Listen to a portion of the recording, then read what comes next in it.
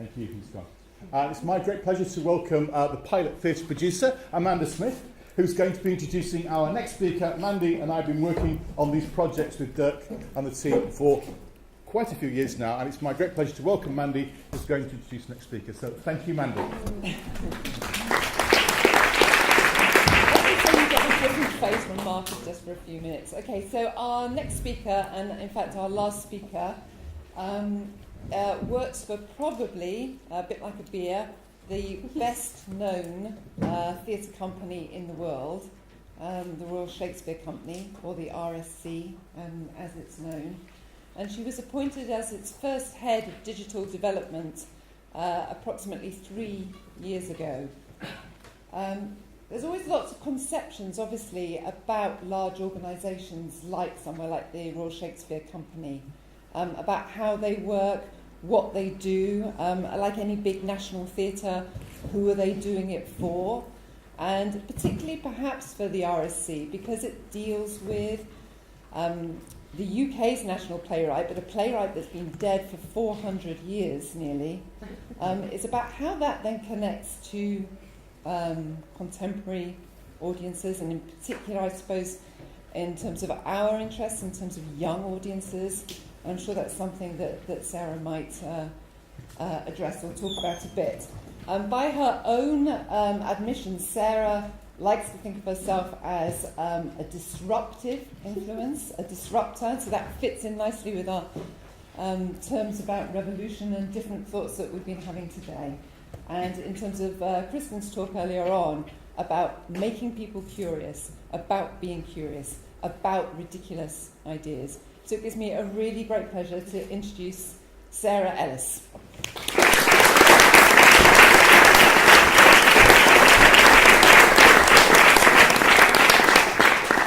It's really lovely to be here today, and I've had the opportunity to spend some time with some of you, understanding why you're here, what this project and programme is about, and the ideas. Mandy's right, I like to disrupt, and I often ask for forgiveness rather than permission. But it's a balance, and it's important that we look at what culture is about and what culture does in a society. And in a time of revolution, what culture is brilliant at is asking questions, asking society questions, creating a discussion point, not always looking at the answers when we're bombarded with potential solutions. And what society looks for with culture is an empathy and to walk in someone else's shoes.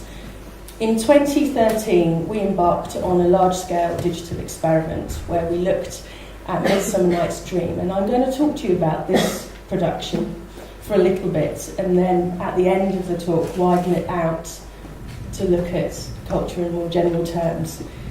Midsummer Night's Dream we decided to perform in real time. The play is about 3.5 hours long, but in real time, the time of the play, it's 3 days long. No lines of Shakespeare were changed. Actors performed the lines at the time of the play. The play started at 8 o'clock on Friday. Acts 1, Scenes 1 and 2 performed. But between that scene and then the forest scene at 2:30 in the morning on Sunday, an online world imagined what was happening in between. Our question was, what does a theatre piece look like on the internet today? So we used social media to explore that. And through that, we were asking questions about our generation today, the generation that's really agile in this space, that we could make a connection. It wasn't about finding the answers, it was about us collectively asking questions and how we bring our core audiences with us. The Royal Shakespeare Company has been going for the last 50 years, and it innovates on every production. And to keep innovating, we need to ask those questions. I'm going to start now with a short video just to give you that sense of what we were doing over that crazy afternoon, Midsummer Night's Evening in 2013, just to give you a sense, and then we'll go into the presentation slides. Thank you.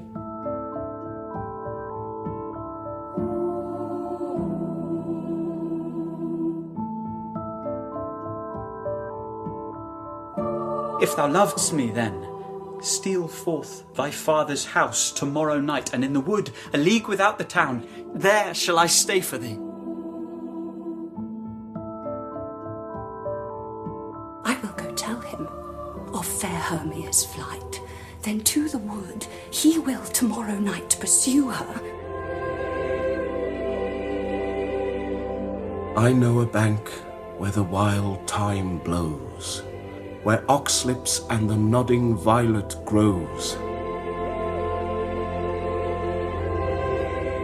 Where the snake throws her enamelled skin, weed wide enough to wrap a fairy in.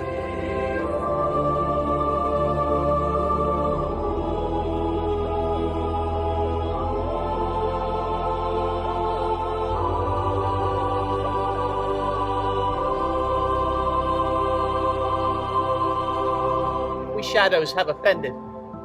Think but this, and all is mended. But you have but slumbered here while these visions did appear.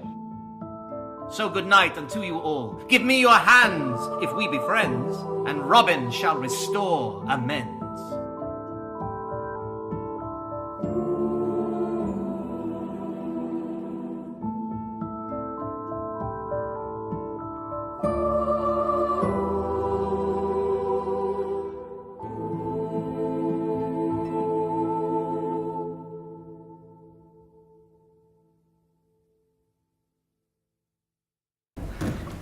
Fabulous.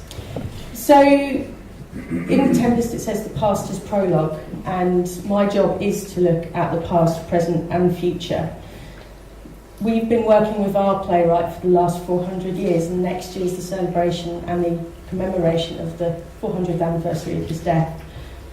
He's been our in-house playwright, and over those 400 years we've seen those same plays performed again and again and again, and many people ask me, why, what's that about? And it's actually, what we find it's about those stories about people, how Shakespeare widens that lens for us to empathise with Hamlet, and someone's killed his dad and he wants to find out and he's angry, or Romeo and Juliet, two kids that are told they can't be together. These journeys matter, and they still matter to people now, and it's our look to reinterpret them.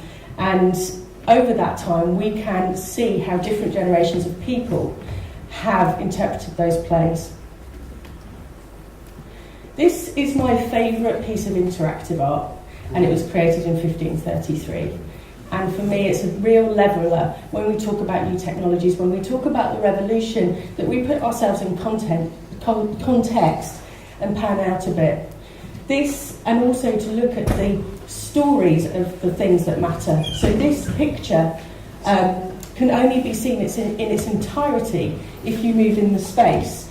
At the beginning you can see the globe and the lute and the learning of 1533. In that time, such a quick, fast-moving time, globalisation, massive new structures, the printing press, massive innovation at that time. But at the bottom you can see there's a skull. And you can only see that skull if you can't see the rest of the painting. You have to move around. And for me, that's about the shadow of mortality, of death, of understanding that with all this innovation, with all these amazing tools that this generation has, it still has a fear and it still has a humanity about it. And that's really important. In 400 years ago, performance design was using the tools, the most up-to-date tools it had. Inigo Jones here designs for the Mask and Jacobean Mask, and what we can see here are really opulent costume designs. We have documentation from that time that tells us audiences were asked to wear their jewels and mirrors so that they could reflect against the candlelight. And I love that story because that talks about wearables in a 400-year-ago way. And I would suggest that people in that time, if they had access to the technologies we have now, maybe we would use them in the same way, and maybe that's okay, and we need to think of ourselves as a trajectory. We also know that stage management crew worked with dockers and used rigging, as you would with sails, for scene changes. And that's a connection, that's a social history and understanding about what we do, why we do it, and technology's always changed that. Think about candlelight. Think about what candlelight did to how performance was mapped. There were intervals because they had to change the candles in the interval. Just listen to the nuances over time, and we find a massive source of information for us to leap off these ideas and leap off what we're looking at in the future. So in 2013, when we did Midsummer Night's Dreaming, we wanted to look at performance spaces outside our building, and we looked at these things, devices to tell stories. You might call them computers, you might call them mobiles, tablets. They're devices to tell stories. They're a way for culture to come out and hit an audience and be part of it together. And that's how we told our online story, and that's where we created our stages. We had one stage for the performance of the live performance, but there were stages all over where people were receiving their own culture. But it doesn't work alone. We needed to create a community. And so we created the character of Billy Shakespeare. It wasn't the RSC talking about this project. We wanted Shakespeare to talk about it. And we had Billy Shakespeare, his own profile online, weeks before the show started, sharing what he liked, inhabiting the real world, and building a sense of community. Because one of the significant shifts around audience and audience development are communities. Critical mass of people that congregate together, similar to theatre, and we need to connect to those places, not just use our buildings for people to land. We need to go out there, we need to be part of those communities, we need to share our stories, and for there to be a connection. The work before the play was so important. We needed to create an environment because we were essentially building lots of stages, and we needed for people to understand and feel comfortable with that, and we took a huge amount of learning from this. We also had to work with people we hadn't worked before, actors, we've worked with several times, but we were bringing new people into this environment, coders, visual artists, animators, poets, spoken word artists, people that worked really well with content online. It's different, and they were coming into our world and we were working that out. And such a range of ways you can tell that story. Fractured narrative is what we were looking at. Not telling the whole story in one go, but using what social media is brilliant at is fracturing the story and you being able to follow it, go more deeply if you want to. As I said at the beginning, each line of Shakespeare was performed the way it was intended by an RSC actor. The online world we created will have new characters. We created imaginary characters that we thought were sat behind the scenes, quietly on stage, watching what was happening. And if you imagine on social media, imagine you've gone to a party, but you couldn't make, your friends went to a party, but you couldn't make it. But you find out what happened through social media, and you're living vicariously, and sometimes you can feel like you know everything that happened without having to be there. Our most popular characters, we divided it into 4 worlds, which are the 4 worlds of the play: the court, the lovers, the fairies, and the mechanicals. And as you can imagine, the fairies were loads of fun. We had fairy flying school, we played with drones and mini cameras, and we kind of created content we wouldn't normally make ourselves, but content that was testing ideas that different communities, different audiences would be interested in. Mrs. Snug, Snug's wife, Snug is a mechanical who plays the line in the play, and there is a line that hits around about 8:20 in the evening on Friday, because Snug will play the lion. And at that moment, Mrs. Snug hits, my husband Snug's going to play the lion. And then from there until the Sunday evening, she shared designs of what his costume was going to look like. She got all behind the scenes. She had a profile. She was into craft. She had a favourite band. We were just getting into playfulness around characterisation on the stage. And it was important to make each character have their own visual identity, as you would in a live environment. And this is Phoebe the Moon. This was just beautiful paper upon paper collages of the moon. And the moon is the barometer of the play. It tells you how the play is feeling. So that each post that the moon put up just gave you a sense of what that moment was. So each character behaved differently, as people online behave differently. All of this was testing ideas. It was a vast experiment. But it's important to note that the changes in where we receive culture, whether that's your mobile phone, whether that's in a live environment, they're changing the meeting points for culture. And we can create work for those different devices, but still, where are the meeting points? Where are the points of collectivism? Where does theatre come together? And it was really important for us to create those in the performance. So what we did was we let people take their mobile phones into this performance. I should say that we don't do that normally, and this was an experiment. but what we wanted to do was see what would happen. And sometimes we come with our own preconceptions in culture where we think audiences wouldn't want that. We should never presume what our audiences will do. We can create the conditions and the environment to see what they could do. And for me, there was a real turning point here where the tech community was like, I don't understand why you don't let devices in the room. I don't understand why you do this. And the arts community, not sure. And when we got in the room, it flipped. Our arts community were on it. They knew the lines in the play, they got excited, they were taking photos, they were sharing, they embraced it. The tech community were unsure. They were like, this is a bit of a barrier. So what we should do is never assume that what that barrier or what it is how people respond to it. But that created a whole load of content that just audiences were sharing and being part of this play together. So we had commissioned content, but we were merging that with user-generated content. This is what our audience looked like. It was lovely. Midnight in the middle of Stratford, candlelit, but people with their devices. 400 years meets 21st century.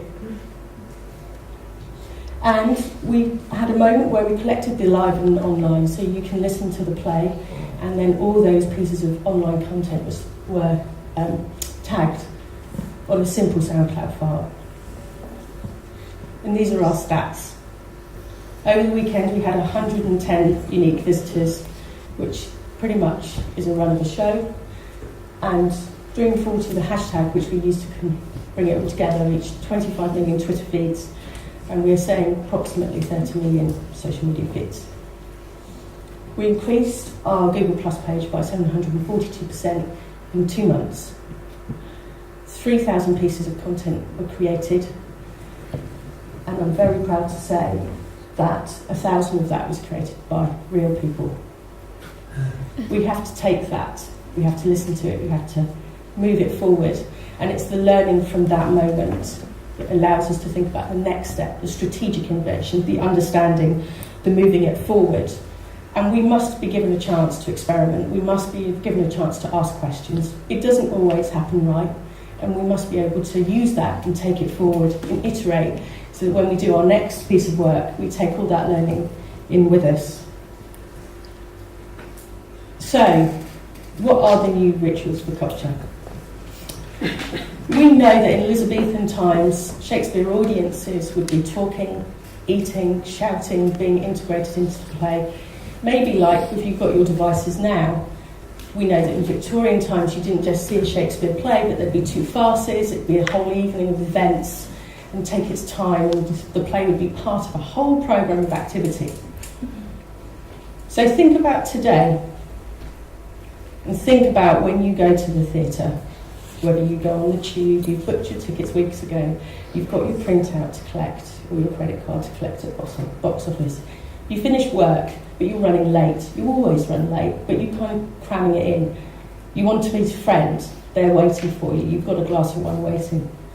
It's rush, rush, rush, rush, rush, and you're rushing to meet them. You say sorry, and everyone's hustle and bustle. 2 minutes before the bell goes to go in the theatre, and everyone's bustling away, they've got their bags, they're really rushed. And everyone's coming in, and then you hear the sign, or the signal that goes, please turn off your mobile phone, and there's this massive sense of panic and hustle in your bag to make sure you've turned off your mobile phone. And some people need to do it 3 times, 4 times, it doesn't matter. And then it's all last minute, and there's someone coming in late, and they walk in front of you, and then the lights go out, and you're together, experiencing something, crying, laughing, that someone has shared their story. That's a ritual. So when we talk about the work on stage, when we talk about making the work, think about the ritual behind it, because everything that you did in that moment, you did instinctively, but you did it because it's a ritual that what we always do. This new work is fracturing those rituals. You have to think about how you bring your audiences into the environment, whether that's an outside promenade performance, whether that's a use of a technology. It's about the care you give to those audiences. So when you ask those questions through those stories, they're with you and they're asking it with you. The new opportunities are for you to look at the generation that you work with, see how they're looking at culture, but see what their rituals are. How do they experience life? How do they bring it in? And also, that's a great soundtrack. See what they do? But it's coders, programmers, artists that might be slightly different. Welcome them into your space. Ask the collective question. But always think about that moment has been shared and what that collective experience is. But look back at Elizabethan times, Victorian times and now, and know that actually what matters is to ask those questions. Thank you.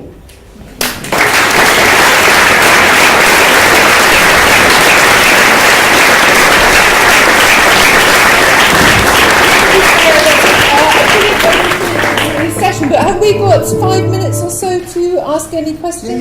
Yeah. So whilst we've got Sarah here, she is actually unfortunately having to go back to the UK this afternoon, so she's not going to be around this afternoon during the workshops or later on in the week when we're doing some other workshop work. So has anybody got any questions you'd like to ask Sarah? Back row. Yes. It was very interesting, this creating those new characters with these alternative plots, and I understood correctly that your team created those characters. Yeah. Not the audience. Well, they could make their own. They were never not allowed to make their own, but we certainly created That's better, isn't it? We certainly created characters, but there was never a rule for people, and people did make their own. Actually, they participated. So yeah, it was to see if people would. But my question is also, when you did the research for it, did you find a lot of fan fiction about the subject? Yeah, I mean, there's a huge amount. We didn't really have that much time. We were just putting it out there.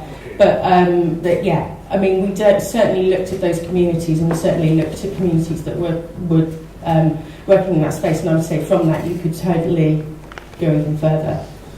I think the thing about the internet is you can go as far as you want, and actually, and that's the great thing, but also difficult thing is when you're providing a structure to a story that happens a moment in time. Where does it stop? Where does it end?